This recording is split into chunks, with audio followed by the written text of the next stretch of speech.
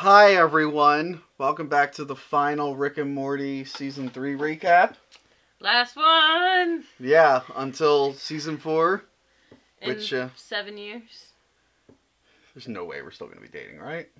Probably not. Probably not. Alright, so thanks for watching all the episodes so far. Hopefully the next girl, or guy, don't judge me, will be as good a co-host as you, even though you did sit out a few episodes. Yeah. Yeah. I hope he's perfect for you. Or her. Or her. Or them. Or they. Them. Or Z. Or Zer. Don't get derailed. Okay, the Rickchurian Mortydate. I'm not even going to attempt to say that. Rickchurian Mortydate. I said I'm not going to attempt it. Do you know what that is a reference to? No. The Manchurian Candidate. It's a book. Oh. Made into a couple movies. It's about a guy who's like hypnotized or brainwashed into being an assassin, and he has to kill someone. The original film had Angela Lansbury and Frank Sinatra. Fun film fact: Frank Sinatra is like a cop or something in it, investigating this whole thing. I forget all the details of the story, so forgive me. Okay, because I was like, what does that have to do anything with this episode? Well, because it's Manchurian Candidate. Well, yeah, I get the title and stuff. I just want to do this whole film fact because I just remembered it. Frank Sinatra, the movie, cop, whatever, he had a scene where he was like real stressed, and the scene was all out of focus because the camera was messed up, and he refused to do another take, so they had to leave it in the movie. And then people were like, I love the part where the camera goes out of focus when he's all stressed out. You really connect with him. Yeah. Anyway, remade with Liv Schreiber and who's the angry black guy? Denzel Washington later on. Yeah. Anyway, this episode had nothing to do with that other than the fact it had to do with politics. Yeah, I've noticed. I didn't seem like it had to do anything with the assassin. So this episode, the president calls on Rick and Morty to kill an alien thing. Yeah, something in the Kennedy sex tunnels? The Kennedy sex tunnels where there's the McKinley hooker dump. Yeah, and you see later on. Yeah, next to the moon landing the set. fake moon landing. There's the Lincoln Slave Coliseum. I love how he was like, he didn't free them all. Some say he didn't free them at all. It was his... Just stop getting derailed. Okay, so I'm a little... I think this episode might have been written, like, way back, and they dusted it off for this season. Why do you think that? Because it's, like, real critical of the Obama administration. I feel like the president was black, yes. Well, no... And then the drone strike thing, yeah. Yeah, the drone strike, the spying, like, I feel like that was real critical of the Obama administration, which was okay for, like, a brief period of time. But, you know, the show is for snowflake crybabies. You think, like, if they would have just dusted off an old episode, that they would have at least, like, kind of changed it up? I don't... Yeah? My nose is still running, I'm sorry. It's fine. She does a lot of coke. No, it's just... Say that on It's weird that they're, like, making fun of Obama. Why did I say that? What? It's weird that they're making fun of Obama. Shouldn't they be making fun of Trump and...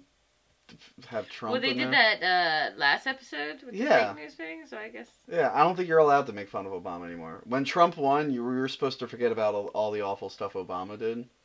It's not too soon now, it's too late. Yeah. Too late. Yeah, when the whole Syria thing was happening, you were allowed to make fun of Obama. When the Snowden thing came, you were allowed to make fun of Obama. But now you have to remember him as a hero who was perfect, even though he did You're getting derailed again. Yeah. I just want to know. I thought this show was written by, like, liberal feminists. Stay Why focused. are they making fun of Obama? I thought that was their hero that they pretend is perfect. Stay focused. Anyway, the episode was kind of weh. Kind of a weak adventure to go out on. Yeah, it didn't feel like a season finale. It wasn't... I didn't feel like it was that strong of an episode. What was up with the whole selfie thing? Did Morty mention a selfie early on? Yeah, in the beginning. Oh. And Rick really took that to heart. Yeah, he like took it to the next level, but I don't know why that came back to the selfie thing. I don't know. It turns into a dick measuring contest between the president and Rick. Kind of, yeah. They make a Minecraft joke, which again would have been funny. They mentioned it that, like, South Park did a Minecraft joke a few years ago. But, like, just mentioning Minecraft in general would have been funny a few years ago. And that's why I feel like this is an older script that they just dusted off and changed a few things. Which would be funny if it was, because at the end when they had Mr. Poopy Butthole come back in, and I didn't realize that he wasn't in season 3 at all until you said, who is that? We're going to get to Mr. Poopy Butthole. Yeah, but still, it's like, if that's the way it was, and then they have that character at the end, it would have made sense for it to be an older person. The Minecraft thing, I like when he said, is this game popular with autistic kids? Because it 100% is. Look up a Minecraft cringe a panel. They had a panel with the creators of Minecraft, and the fans are just like... Oh, I'm totally doing that when you get in the shower. There's one kid who was an asshole. Oh. He goes, do you contribute autism to your success? And then all the people at the Minecraft panel are like, don't want to answer. And he goes, don't all answer at once. Oh, no. That's horrible. Anyway, Rick's into Minecraft, I guess. He shits on it, and then he likes it. Did they ever end up killing the creature from the beginning? No, it just disappeared. Just like, kind of feel like it just, like... Yeah. Just completely forgotten about. So mostly it was a big fight. Like, the whole Rick adventure was lame. What I liked was, Beth wondering if she's a clone or not. The biggest laugh I got out of this episode when she, like... got off the phone with Rick after they were like clearly smoking drugs and in the Star Wars cantina. Yeah. When Rick solves Palestine and Israel's conflict. What did he say at the end of the phone call where he's like, and if you are a clone, I would tell you that too. Or he said something. Oh, because then I would have to kill you. Yeah, and she's just like screaming. It's like the internal conflict. Yeah, because last episode he gave her the option to explore space and replace her with a clone. But then she looked kind of like... left unsure with that. She looked kind of fondly at her pictures of her family. And then this episode, she's convinced she's a clone. Jerry reminds him of, like, their first kiss. She goes to Jerry, of all people. Yeah, her first kiss at an Alan Silvestri concert. Their first kiss. Yeah, their first kiss. Where his mom's just funny and he got the Snickers all over his hand and stuff. But I like that they're at an Alan Silvestri concert for the movie Volcano in the park. I love Alan Silvestri. One of my favorite musicians. Did Predator. More famous these days for Avengers, Captain America. Yeah, it's weird that they would go to that concert, you know? I would 100%. Maybe not for the movie Volcano. If they were doing, like, a whole Alan Silvestri concert, I would go to that. If it was just for the movie Volcano, I'd be like, eh. It's like if they had a concert for just this Super Mario Brothers movie score. It's like, I'll skip that one. Yeah. This Judge Dredd score is really good. Not Dredd. Judge Dredd. What's Stallone. So yeah, she's convinced she's a clone because she's actually in love with Jerry and she doesn't think the real Beth is. But then it's revealed that she actually is Beth and Rick is like pissed off. Yeah, but he's pissed off because he doesn't like Jerry. Yeah. And that's the big thing. I guess that was kind of what they wanted to have, like the season finale be the big thing, I guess. Mm-hmm. Was them getting back together. Yeah. Did the divorce go through? Did they ever say that? I don't think they ever, like, officially divorced. They were just separated. Yeah, so now they're not getting divorced, or they're getting back together, or something like that. And they make a joke that it'll be, like, season 1, but more streamlined or something. Yeah, which is kind of funny. Were they, like, friendly in season 1, the family? Were they, like, all tight, or...? I think I explained it to you before, where it was more, like, the family, and then Rick and Morty would do stuff. This season was a lot more, like... adventure with this person, adventure with that person. Okay. You know what I mean? Okay. But I mean, like, were they just happy together, the mom and dad, or? It was always kind of weird. Okay. Alright, so yeah, that was pretty much the episode. It's still vague on whether she is a clone or not, but I don't think anyone cares anymore. Rick had to pretend to be, Fisher Rick. Yeah, because the president did not call him a criminal against, or what was it? Yeah, he was like an enemy of the state. He was like a terrorist. So he's like, "Hi, I'm Fisher Rick from another dimension. I'm real friendly." And you could tell it's me by my enthusiasm for fishing and this goofy hat. But then he comes back to the family and he's like, "Here's your hat back, Jerry. Here's your dumb hat back." Yeah. So I mean, it was okay episode. Not really cliffhanger worthy. Surprised it's the season finale. I like that Keith David was in it. I think I showed you a video recently where, for my old job, we filmed us interrupting Keith David on the way to a bathroom at Monster Mania. And he was just polite. He just politely was like, okay, and then he left because he didn't know what we were talking about. Keith David, really great actor. Really like him. You know what other cartoon he did a voice for? What? He did a few. He was Goliath in Gargoyles. And he was the voice of Spawn in Spawn the Animated Series. Oh. Which we watched on one of our first few dates. No, we didn't. Yeah, we did. Like the third or fourth time we hung out, we watched Spawn. I'm not going to. What? That didn't make any sense what you just said. You went... Because I don't want to argue with you on camera. Why are you going to argue with me? Anyway, Keith David does a lot of voice acting. That was one of them. Yeah. So, that's really it. Now for the big moment. What the fuck is Mr. Poopy Butthole? What was that? What is that? You're gonna have to watch the first 2 seasons. There's this really great episode that they actually based a game on. Okay. Where it's basically, how do I explain it? He's family, in a way. Okay. But Beth also shot him and felt really horrible about it. Okay. But you know how like they have the endings to the episodes? Sometimes he just came on in the endings. And... does he always break the fourth wall? Yeah. Okay. Okay. It was like, ooh wee! that was a great episode, huh? It's just funny. And like I don't even know what he is. He's like just a yellow. Why is he called Mr. Poopy Butthole? I have no idea. But when I was working somewhere that would sell pops, it was great because we had a Mr. Poopy Butthole pop come in and like just saying to customers like, "Oh, we got no more poopy buttholes." That was always fun. I'm sorry, we're out of Mr. Poopy Butthole. I would leave out the Mister. We're out of poopy.